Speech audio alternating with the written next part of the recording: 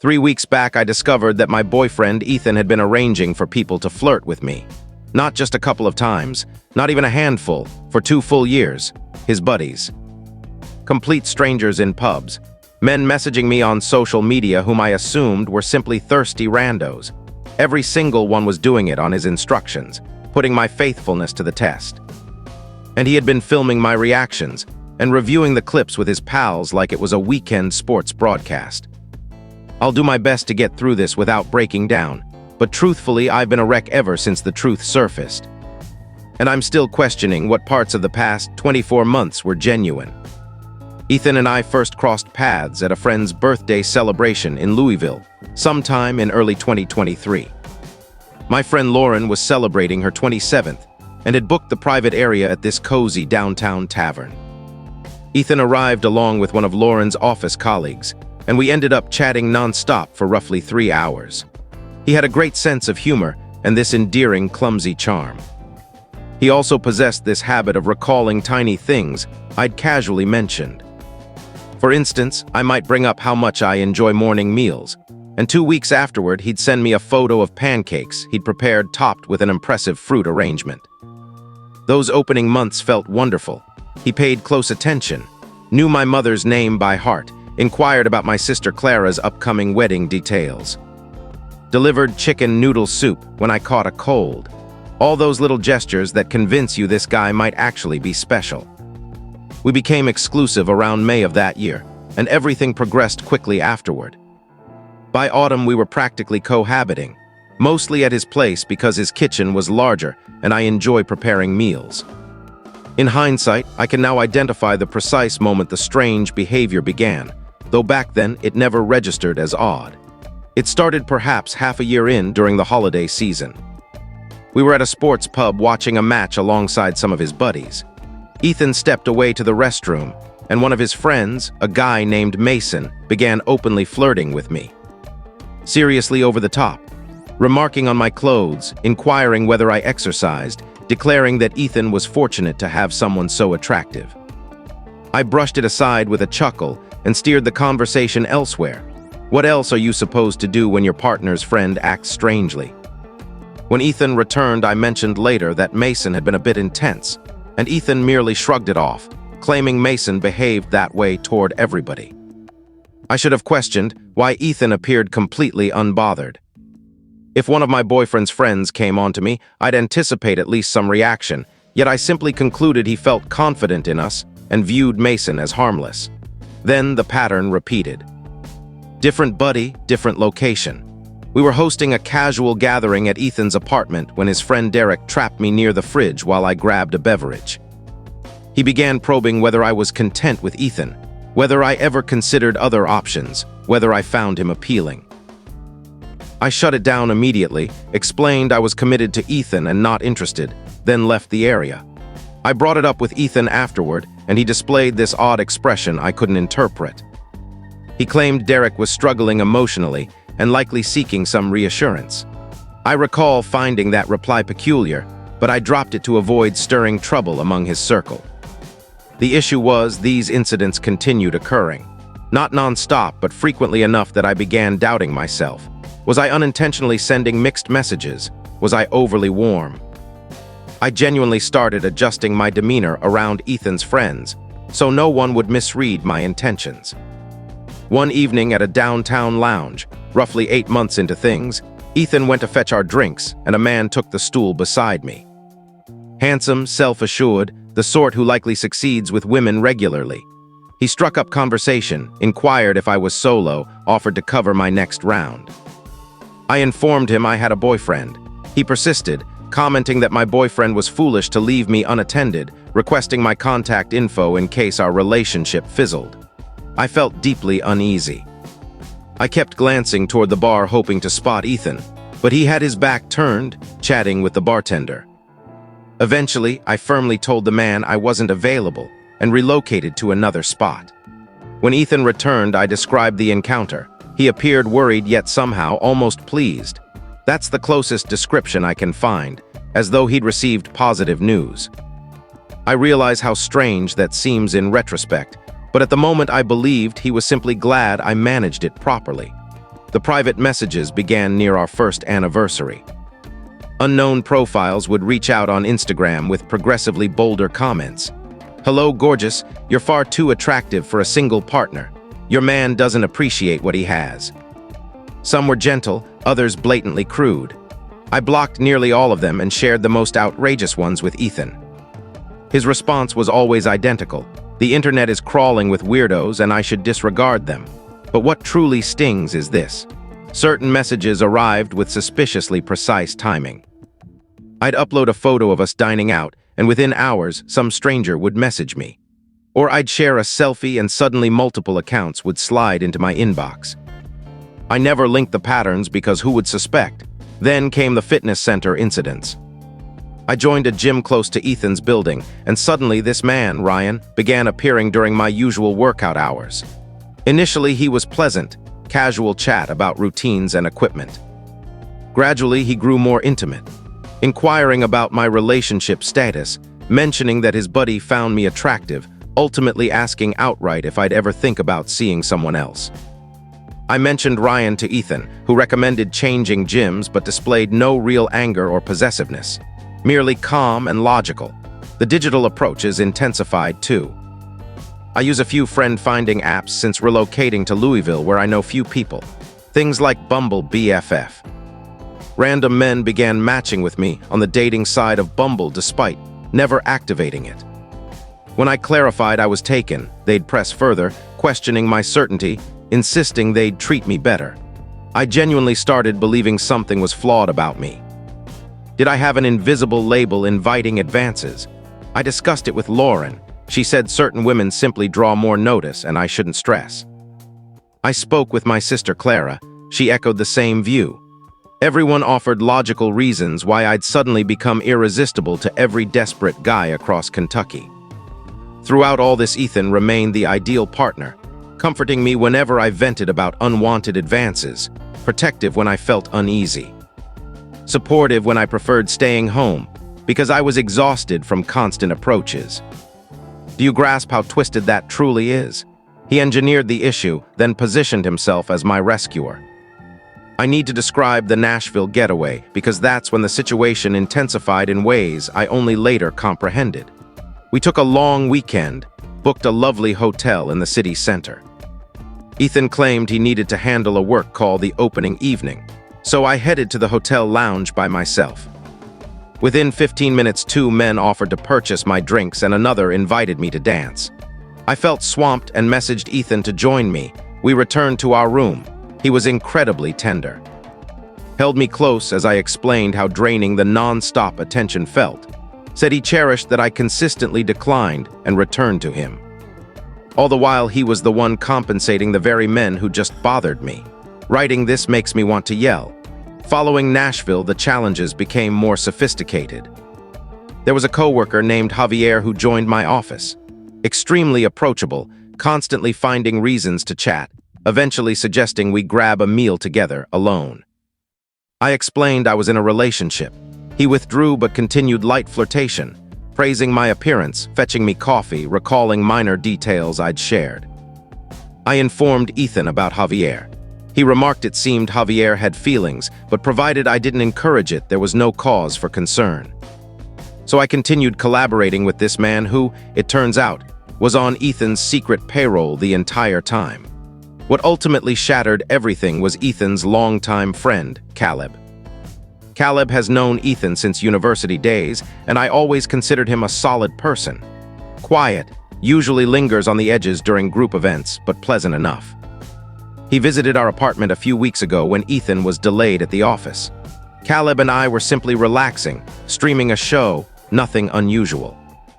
Then Caleb grew very silent and confessed he had something important to reveal, but I must promise not to inform Ethan he was the source. I assumed he was about to admit attraction or similar. I was already mentally rehearsing my polite rejection speech. Instead, Caleb disclosed that Ethan had been systematically testing my loyalty throughout our entire relationship. I actually laughed initially because, seriously, that's unhinged. Who behaves that way? But Caleb continued. He described the pub incident with Mason. Ethan had instructed Mason to flirt and observe my reaction. He explained the Derek kitchen moment, identical setup. He detailed the bar strangers, the messages, the gym encounters, the Nashville episode, Javier at work, everything. Every occasion I believed I was facing random interest from men. It was orchestrated by Ethan, either people he directly recruited or individuals he literally compensated to probe me. I remained speechless for roughly 10 minutes while my mind struggled to absorb the revelation. Caleb admitted he'd participated briefly at the start.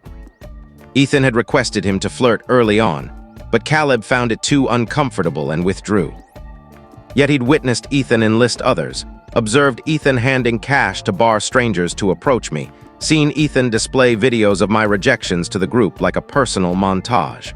The recordings. Ethan had been capturing my reactions, not himself, but through the individuals he dispatched. They filmed my responses on their devices and forwarded the material to him. And Ethan would review the clips, distribute them among his circle, discuss my handling of each scenario, assign some private loyalty score only he comprehended. Caleb said he reached his limit. Watching me at their hangouts, kind, trusting, completely oblivious that the entire group was aware of the experiments, made him physically ill. He believed I deserved the truth. I inquired how many people were in on it. He replied nearly all of Ethan's inner circle, Mason, Derek, several more. They'd either joined in or observed. They'd all viewed the footage. I asked the reason. Why would Ethan orchestrate this? Caleb explained that Ethan's previous girlfriend had betrayed him and it left deep scars. Ethan had told the group he required certainty about my fidelity before he could truly invest. He apparently felt this approach was perfectly rational. That examining me was his method of self-preservation. That observing me succeed repeatedly enabled him to experience love. I felt nauseated. Ethan returned home roughly an hour after Caleb departed. He entered acting completely ordinary, kissed me hello, inquired about dinner plans, and I stared at him, desperately trying to identify who this man truly was. I held off confronting him that evening. I required time to reflect, to digest, to determine what remained authentic from the previous 2 years. I spent 3 days acting normal while my world crumbled internally. I revisited every memory searching for clues, every approach by a man, every moment of discomfort. Every evening I returned home thankful for a partner who wasn't possessive or restrictive. He wasn't lacking jealousy, he was the source of it. On day 3, I couldn't pretend anymore. Ethan was cooking breakfast and chatting about a series he wanted us to binge when I simply asked. I confronted him about the experiments. His expression went totally empty for 3 seconds. Then he questioned what I meant. I explained I knew everything. About Mason and Derek, the bar strangers, the messages, the gyms, Nashville, Javier, all of it. I mentioned the recordings. I said I knew his entire friend group was aware. Ethan set down the utensil and stood motionless, staring. Then he asked who had informed me, not denial, not bewilderment. Not what on earth are you saying? His immediate concern was identifying the person who exposed him. I told him the source was irrelevant. The issue was that he'd conducted a bizarre, prolonged fidelity study on me for 2 entire years. And here's the part that still feels surreal. Ethan offered no apology, showed no remorse. He attempted justification, explained that I couldn't comprehend the depth of his previous pain, said his former partner had shattered his capacity for trust, claimed the experiments were his sole method of feeling secure, said each success deepened his affection, mentioned he planned to cease once we became engaged because then he'd be certain. I questioned whether he realized how deranged that sounded. He grew irritated, said I was exaggerating a minor issue, insisted he'd never harmed me, claimed he was merely confirming my character. Said plenty of men would envy having a partner who repeatedly demonstrated such devotion.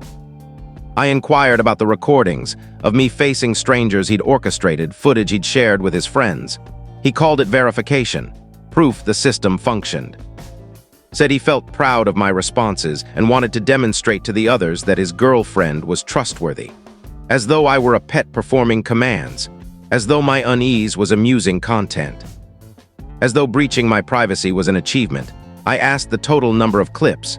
He said he wasn't certain, perhaps 35 or 40, covering the full relationship. Various venues, various setups, various men probing me differently. I asked their current location. He became evasive, saying they existed on his phone and computer.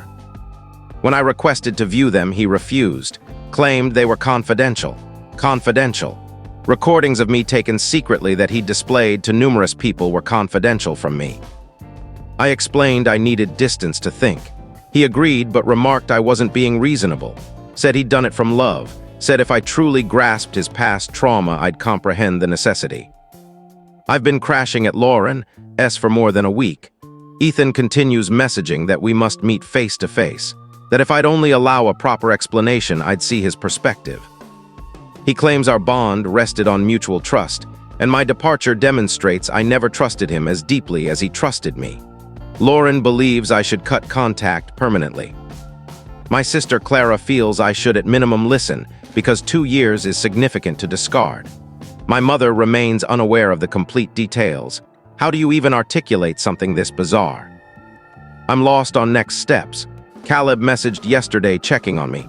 Said Ethan knows someone betrayed him and is investigating who. Said I should stay cautious since Ethan has the whole crew backing him and they're tightening their circle. What exactly does that imply? Is there more still hidden? How far does this extend? And the most haunting question I can't escape. What if I had slipped once? What if a random man caught me during a weak moment? What if I'd been overly cordial or slow to reject? Would Ethan have seized that as justification to abandon me? Would he have circulated those recordings as evidence women are inherently disloyal? I feel like I existed as a test subject in an unauthorized scientific trial. I'm scheduled to meet Ethan tomorrow to discuss. He claims he wants to resolve everything and help me comprehend. I'm unsure what I hope to hear, but I require some kind of answer. Something that makes this logical. Some scenario where the man I cared for isn't entirely unfamiliar. Yet I'm beginning to suspect that version of him never truly existed. I suspect the genuine Ethan spent the entire time observing me through a hidden lens, scoring my conduct, determining whether I qualified. I'll post an update following our conversation. Update. All right. I spoke with Ethan, and there's a great deal to share. First, thank you to everyone who left comments on the previous post. I read them all, even if I didn't reply to each. Many urged me not to meet him solo, and I followed that advice. Lauren accompanied me and stayed in her vehicle in the lot. We shared location, and I promised to message her every half hour or she'd enter. Some called me foolish for granting him any opportunity to justify. Perhaps you're correct. But I required seeing his face and grasping what happened to my existence over those 2 years. I needed clarity even if it destroyed me. We chose a diner close to my former residence. The place I vacated when I essentially moved in with him. Impartial ground, public setting.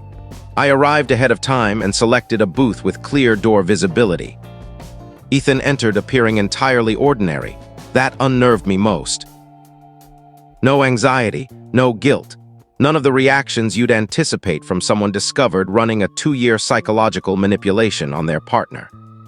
He sat opposite and immediately reached for my hands, as though we were resolving a trivial disagreement. I withdrew and instructed him to begin. He dove into a lengthy explanation about needing me to grasp his viewpoint, how his ex-girlfriend Sophia had obliterated his trust, how she'd been unfaithful for months with someone he regarded as a close friend without his knowledge, how the discovery had fractured something inside him that he couldn't repair. I acknowledged that sounded devastating and expressed sympathy, but it failed to justify transforming our relationship into a disturbing loyalty contest. He gave me this expression like I was intentionally missing the point, like I refused to see something evident. He insisted it wasn't a contest, it was self-defense. The sole approach allowing him to risk loving again, said each victory proved I could be trusted incrementally more, said he was gathering proof I differed from Sophia, that I merited the gamble. I questioned whether he recognized how unhinged that sounded, gathering proof, as though I were a legal case rather than the person he supposedly cherished. He accused me of distorting his meaning. Claimed I portrayed him as villainous when he only sought to safeguard his emotions. Said plenty of women would feel honored that their partner valued them enough to confirm their devotion. Honored. I nearly stormed out right then, but I remained because I required the complete picture. I demanded he list every single experiment, all of them, from day one. Ethan actually looked relieved that I inquired, as though I'd finally shown curiosity in his endeavor. He retrieved his phone, began swiping, and I realized he maintained actual documentation. Detailed logs of every trial he'd conducted on me. The inaugural one involved Mason at the sports pub. He directed Mason to praise me and gauge my reply.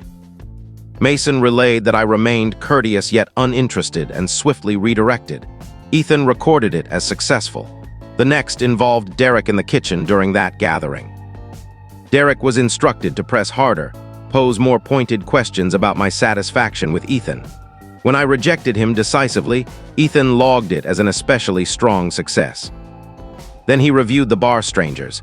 He explained he commenced with acquaintances from work or extended friends, offered them cash to approach while he observed discreetly.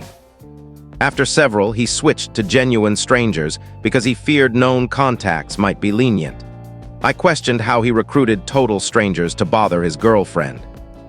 He described spotting confident, charismatic men at bars or clubs, approached them, outlined the scenario, provided payment to give their strongest effort at obtaining my number or coaxing flirtation. Most found it amusing. Some considered him eccentric but accepted the money regardless. I sat listening to my partner detail hiring random men to sexually bother me as though describing a weekend pastime. Next came the messages. Ethan admitted creating phony Instagram profiles and compensating certain friends to message from legitimate accounts. He wished to compare my reactions to digital versus physical attention. He noted I dismissed online advances more readily, which he considered noteworthy. I inquired about Javier from my office. Ethan paused briefly, then confessed Javier was his cousin, his own cousin, whom he'd encouraged to accept employment at my company purely to evaluate me in a workplace context. He wanted to observe whether my conduct changed when the attention came from someone I encountered daily. Words cannot convey the violation I experienced in that instant. This extended beyond random pub encounters. He'd inserted a spy into my professional environment, someone I interacted with constantly, someone likely reporting every exchange to Ethan. I asked what additional information Javier provided. Ethan said Javier updated him on my lunch companions, topics discussed with colleagues, whether I referenced Ethan in conversations. He claimed it allowed him to feel linked to my daily life when physically absent. I called it stalking. He'd monitored me via family. He labeled me dramatic. Said he merely wanted confirmation of my fidelity at work, consistent with everywhere else. Said he'd have done it personally if feasible, but lacking constant visibility, he required a reliable proxy. Reliable, spying via his cousin equaled reliability. I revisited the recordings. I insisted on viewing them. He refused, said they were confidential, and he felt uneasy sharing them with me. Confidential. Footage captured without permission that he'd shown to numerous others remained confidential from me. I stated I wouldn't depart until seeing at least portions. Said if he desired any possibility of repairing this, he must reveal precisely what he'd amassed. He stared at me extendedly as though weighing options. Then unlocked his device and angled it toward me. The initial clip showed a familiar bar. I was seated alone awaiting Ethan's return when a man approached. I observed myself offer a polite smile and decline. The man persisted. I watched my discomfort grow. Finally, I witnessed myself respond decisively and the man departed. Ethan indicated the screen and praised how I managed it, how straightforward, how I avoided teasing or ambiguity. He called this clip one of his preferred ones because it demonstrated my clarity. I felt physically ill viewing myself on screen, reliving a stressful, uneasy memory as though it were prized footage. He displayed another, then another, various bars, various men. Different instances of me facing unsolicited advances while my partner observed and documented. In several, I noticed myself scanning for Ethan, searching, unaware he'd orchestrated the situation. I asked who else viewed these clips. He said only his inner circle. Mason, Derek, a handful more, said they assisted in reviewing the material and determining pass or fail, reviewing the material. As though I were athletic film analysis, I asked what occurred on a failure. Ethan said I never failed, so it was irrelevant. I pressed, what would failure have triggered? He grew uneasy and avoided hypotheticals. Said the key point was my repeated success. Said I should feel proud of my consistent loyalty. I insisted on knowing his contingency plan. What he intended if one of these compensated strangers succeeded in obtaining my number or eliciting flirtation. He eventually conceded he would have terminated the relationship. Said he'd have presented the clip to his friends as confirmation that women cannot be relied upon. Said he'd have utilized it to validate his instincts about people. Thus, my entire partnership hinged on passing unknown trials. 2 years of my existence rested one poor moment from disposal because my partner couldn't address his trust wounds conventionally. I asked whether he ever planned to disclose this. He said no. Said had we married, the experiments would cease and I'd remain unaware. Said he intended to propose the following year once certainty felt complete. I asked how many successes were required for certainty. He said he couldn't specify. Said he'd simply recognize the moment. So no defined endpoint, no conclusion. I could have wed this man and continued facing secret tests indefinitely. I declared I was finished. I told him his actions constituted total breaches of trust, privacy, and personal agency. Said he'd converted our relationship into a monitoring program. And I refused partnership with someone who viewed me as data rather than an equal.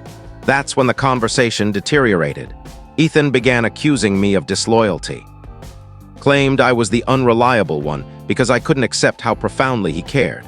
Said a genuine partner would recognize his actions stemmed from fear of renewed pain. Said my departure proved women abandon at the first difficulty. I countered that this wasn't difficulty. This was emotional abuse. He'd manipulated me psychologically for 2 years and documented it for personal gratification. He reacted intensely to the term abuse, raised his voice, heads turned. Said I had no concept of real abuse. Said he'd never struck me, never restricted my friendships or movements, never done anything except cherish me and shield himself. Said labeling him abusive exemplified the exaggeration he'd always feared. I explained he did restrict my movements by rendering certain locations intolerable. Every pub transformed into a harassment zone. Every gym became a place where men refused to leave me be. He'd constructed an environment where I felt perpetually uneasy unless beside him. He actually hesitated, as though the collateral effects had never occurred to him.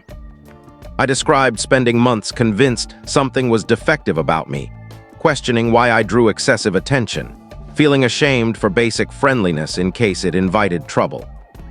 Said I'd altered my demeanor, wardrobe, entire approach to the world due to situations he manufactured. He claimed no intention of those consequences. Said the experiments were meant to remain minor and separate. He hadn't anticipated impacting my emotional well-being.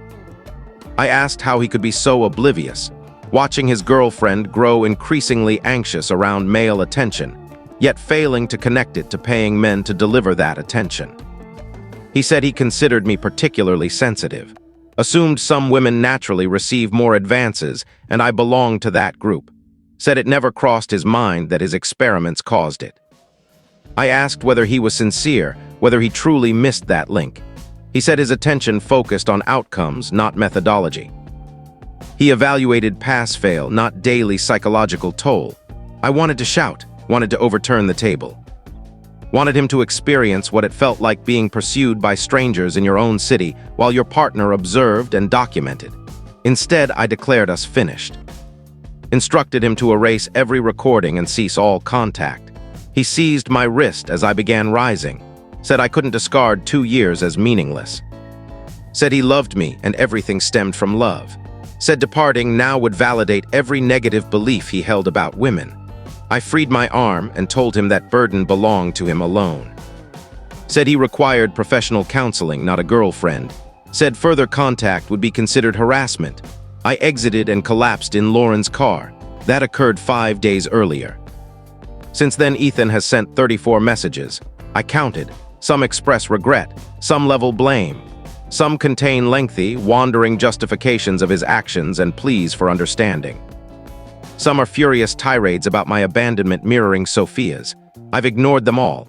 Caleb messaged that Ethan now knows he was the source. Someone witnessed us together that afternoon and informed Ethan. Caleb said Ethan branded him a betrayer and ended their friendship. Caleb regrets nothing but fears Ethan's retaliation. I asked what he meant. Caleb said Ethan becomes volatile when feeling betrayed.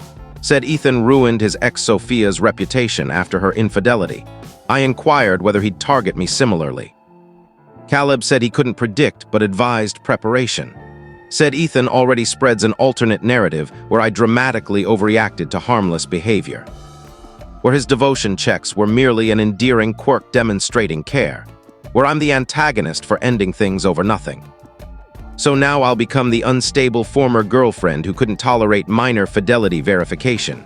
Wonderful. I'm scheduled for family dinner tomorrow. My parents, Clara, and her spouse. I anticipate it becoming a group effort to persuade me to reconsider Ethan. I'm not returning, that much is certain, regardless of family pressure, regardless of endless messages, regardless of accusations of exaggeration. Yet I remain uncertain about the recordings, about Javier at my workplace, about the reality that Ethan's entire social circle viewed unauthorized footage of me for 2 years. Do I possess legal recourse? Can I compel deletion of the videos? Can anything be done regarding his cousin's workplace surveillance? I feel my existence has been infiltrated in ways I continue uncovering. Daily, I recall another interaction, another memory, and question whether it was authentic or another trial. Final update. The family dinner took place. My mother devoted the opening 20 minutes describing her phone conversation with Ethan. Yes. She contacted him secretly. She wanted his perspective because my account apparently sounded excessively dramatic. Ethan told her the experiments were merely playful antics among friends. Nothing grave. Said I discovered them and escalated wildly because I sought an exit. Told her he adored me beyond measure and felt heartbroken that I discarded our future over a misunderstanding. My mother regarded me across the table like an unfamiliar person. She questioned why I'd inflict this on a man who obviously cherished me. Said Ethan wept during their call, actually wept, and she trusted his sincerity.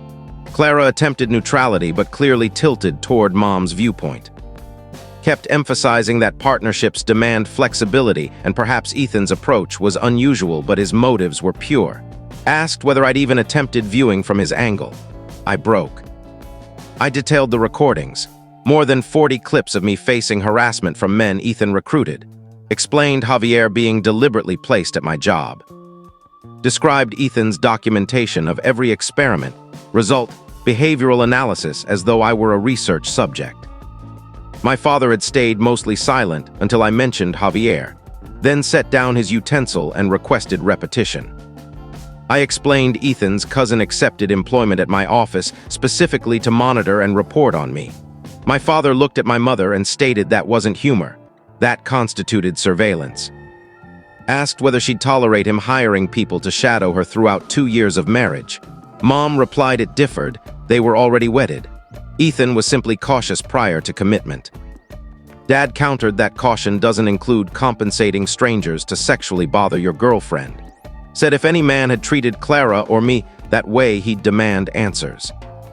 Questioned why she defended someone who regarded her daughter as a defendant rather than a loved one. Dinner concluded with my mother in tears, Clara attempting mediation, and my father affirming I'd chosen correctly.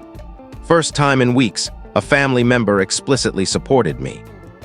Ethan appeared at Lauren's place 2 days afterward. I'm unsure how he learned my location, but suddenly he stood at the entrance. Lauren was absent, and I foolishly allowed him inside because I wanted closure in person. He sat on Lauren's sofa and began explaining how I was destroying both our futures. How everyone inquired about my absence and he invented excuses. How his friends viewed me as unreasonable and he concurred. I said I cared nothing for his friends' opinions. The same friends who viewed unauthorized footage of me for 2 years. The same friends who assisted grading my devotion like homework. He claimed I inflated the situation. Said partners engage in similar behavior routinely. Said he knew men who inspected girlfriends' devices, who tracked them, who employed legitimate investigators. Said he merely verified my loyalty occasionally, and suddenly I treated it like a felony. I asked whether he genuinely believed that. Whether he truly equated compensating dozens to harass me. and secretly filming it with glancing at a phone. He became agitated and began pacing Lauren's living room, insisting I never truly comprehended him. Said Sophia had demolished his trust capacity, and I was meant to repair it.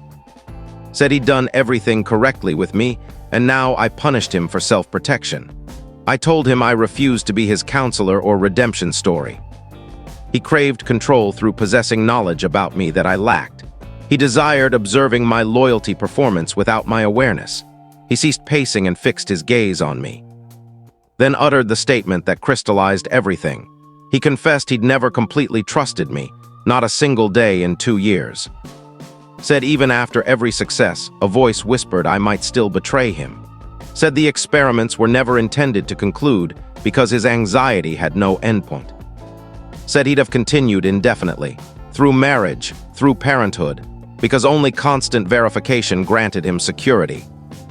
I asked why he'd pursue a relationship with someone he couldn't trust. He replied because I was ideal, because I succeeded every time. Because witnessing me decline other men repeatedly offered the sole glimmer that perhaps someday he might believe in me. I said that wasn't love, that was confinement, for us both. He offered no rebuttal, then inquired whether any possibility existed of reconciliation. I answered no. Said I refused further role as his experimental subject. Said he required serious therapy and I wished him well, but I would not witness it. He departed silently. That was 1 week ago, no contact since. Caleb informed me Ethan erased all recordings. I cannot confirm whether that's factual or merely what he told Caleb. I may never know the fate of those unauthorized images of me. They might be deleted. They might exist in backups. They might still circulate among his associates. I resigned from my position. I couldn't continue working alongside Javier knowing his role. My final day occurred last Friday. I begin a new role next month. Lauren assisted retrieving my belongings from Ethan's apartment during his absence. My mother persists in believing I erred. She forwards articles concerning forgiveness and fresh starts. Clara eventually shifted. She arrived at Lauren's last week with wine and apologized for her initial lack of support.